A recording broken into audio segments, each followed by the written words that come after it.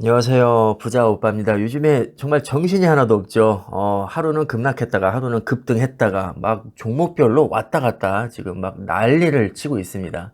자, 며칠 전에 테슬라가 엄청나게 폭락을 하더니 하루 만에 반등을 했습니다.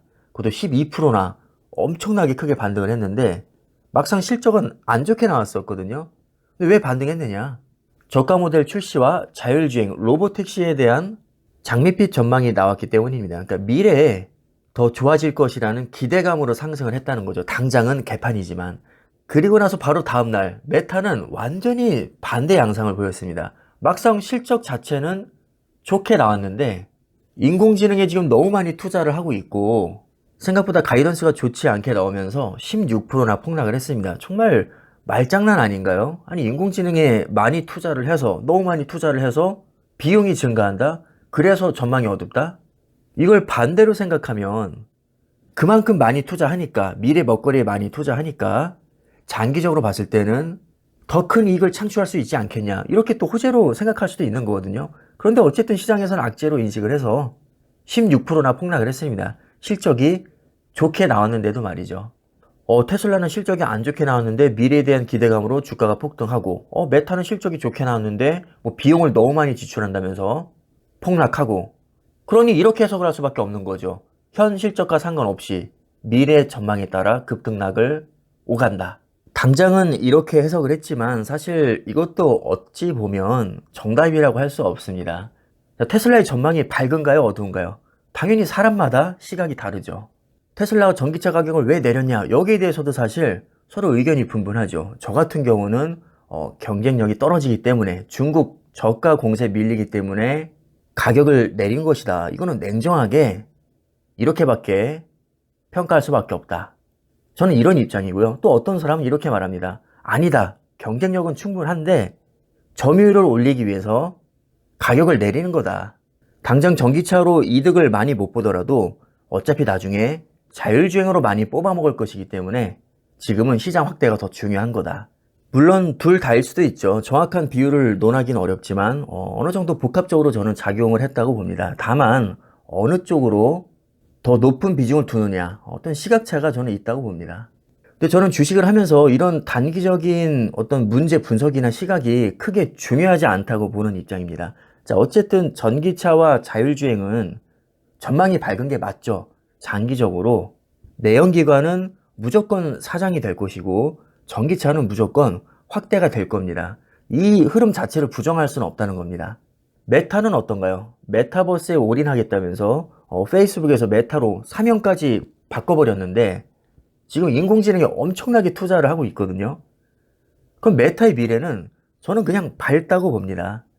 어쨌든 시대 흐름인 것은 맞거든요. 인공지능이. 그러니까 당장 실적이 좋게 나오고 안 좋게 나오고는 크게 의미가 없다는 겁니다. 왜냐하면 미래 자체는 너무 밝으니까요.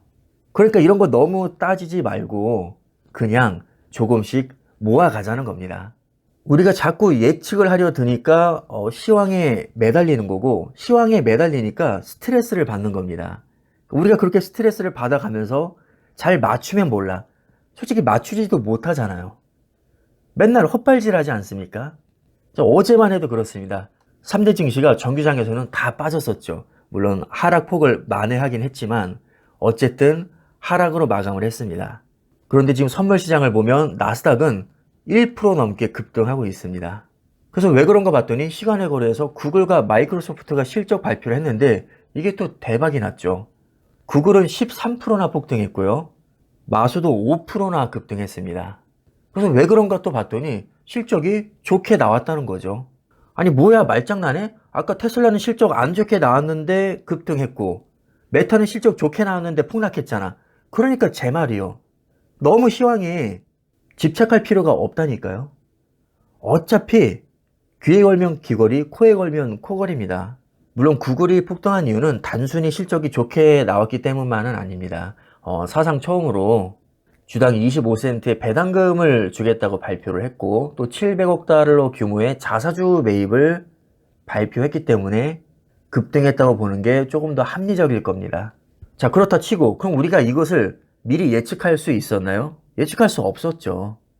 그러니까 백날 뉴스 보고 뭐 시장 분석해봐야 아무 의미가 없다는 겁니다. 이런 것들을 예측할 수 없으니까요. 자, 예측할 수 있었다 쳐도 막말로 실적 좋게 나오고 자사주 매입하고 또 배당금을 준다고 해서 주가가 무조건 오른다는 보장이 있나요? 없습니다. 만약에 같은 시각에 대형 악재가 터졌다면 또 폭락했을 수도 있겠죠. 그런 것도 우리가 예측할 수 없다는 겁니다. 예를 들어서 어디서 갑자기 또 미사일을 쐈다, 뭐 어디서 또 전쟁이 터졌다, 그런 소식 하나 터지면 무조건 그냥 폭락하는 겁니다. 오늘도 이런 뉴스 떴잖아요. 중동에 이어서 미중 갈등까지 재점화되고 있다. 고조되는 지정학 리스크. 자, 이걸 보고 누가 주식을 하고 싶겠습니까? 그래서 실제로 댓글을 보면 지금은 주식할 때가 아니다, 이런 댓글도 슬슬 나오고 있거든요. 그래서 우리가 초심으로 돌아가자는 겁니다. 우리가 애초에 미국 주식을 선택한 이유가 뭐죠? 전 세계 증시 중에서 우상향할 가능성이 가장 높으니까. 특히 S&P 500의 경우 100년 동안 우상향했습니다. 그리고 가치 투자, 장기 투자의 대명사인 워런 버핏도 이런 우상향하는 미국 주식에 베팅을 함으로써 자산이 50세 이후에 기하급수적으로 증가했거든요. 자, 이게 바로 우리가 매스컴에서 자주 듣는 복리의 마법입니다. 자, 무려 50세 이후에 99%의 재산을 축적했습니다. 다들 아시겠지만 워런 버핏은 굉장히 어렸을 때부터 주식을 했거든요. 근데 왜 50세 이후에 99%의 자산을 축적했을까? 이걸 반대로 말하면 50세 이전에는 1%밖에 안 된다는 거잖아요. 그럼 그 세월은 허송 세월을 보낸 건가요? 그렇지 않죠. 그동안의 기간이 있었기 때문에 후반기에 힘이 실릴 수 있었던 겁니다. 처음부터 투자금이 클 수는 없잖아요. 돈이 없으니까. 100원에서 10%가 오르면 10원밖에 못 법니다. 근데 그 돈을 내가 1000원으로 만들었습니다. 그럼 그 다음부터는 10%가 오를 때마다 100원씩 벌 수 있는 거죠. 그 1000원을 다시 내가 100만 원으로 만들었습니다. 그럼 100만 원에서 10%가 오르면 10만 원을 벌겠죠. 이런 식으로 똑같은 10%가 올랐지만 투자 사이즈 자체가 커지니까 자산 증가 폭은 훨씬 더 커지는 거죠. 결국 수량이 깡패라는 겁니다. 우상향할 것이 거의 확실하다면 수량을 얼마나 많이 모을 수 있느냐가 관건이잖아요. 그럼 수량 모으는 관점에서 보면 당연히 주가가 폭락했을 때 주춤하는 게 훨씬 더 효율적입니다. 그러니까 우상향에 대한 전제가 깔려 있으면 일시적으로 주가가 폭락해도 쫄지 말고 매수를 들어가야 된다는 겁니다. 그럼 주가가 언제 빠지나요? 당연히 악재가 뜰 때 빠지죠. 악재가 뜨면 주식을 하기 싫죠. 도망가고 싶습니다. 왜? 더 빠질 것 같으니까. 그래서 본능적으로 시황이 안 좋을 때는 시장을 떠나고 또 시황이 좋아지면 다시 들어옵니다. 근데 아이러니하게도 시장이 좋아졌을 때는 이미 가격이 많이 올라와 있고요. 내가 도망을 갈 때는 이미 똥값이 되어 있습니다. 아니, 똥값에 사서 비싸게 팔아야 돈을 버는 건데 반대로 똥값이 됐을 때는 팔고 한참 오르고 나서 들어옵니다. 그러니까 대부분의 개인 투자자들이 돈을 못 버는 겁니다. 그래서 제가 항상 하는 말이 반대로 하자는 거죠. 분위기 개판일 때 사고, 분위기 한참 좋을 때 관망하거나 조금씩 사거나 오히려 현금을 모으자. 오히려 반대로 주가가 오르면 경계해야 되고요. 주가가 폭락했을 때 더 적극적으로 매수를 해야 됩니다. 자, 얘기가 길어졌는데요. 마지막으로 피터 린치의 명언으로 영상 마무리하도록 하겠습니다. 주식시장에서 여러분들이 알아야 하는 것은 두렵고 걱정되는 일들이 항상 일어난다는 것입니다. 여러분이 해야 할 일은 이런 걱정들을 다 내려놓고 좋은 기업을 보유하고 좋아지는 기업을 공부하는 것입니다. 걱정거리가 생길 때마다 사팔사팔하고 대응하는 게 아니라 이런 걱정들을 다 내려놓고 좋은 기업을 보유하고 좋아지는 기업을 공부하라는 겁니다.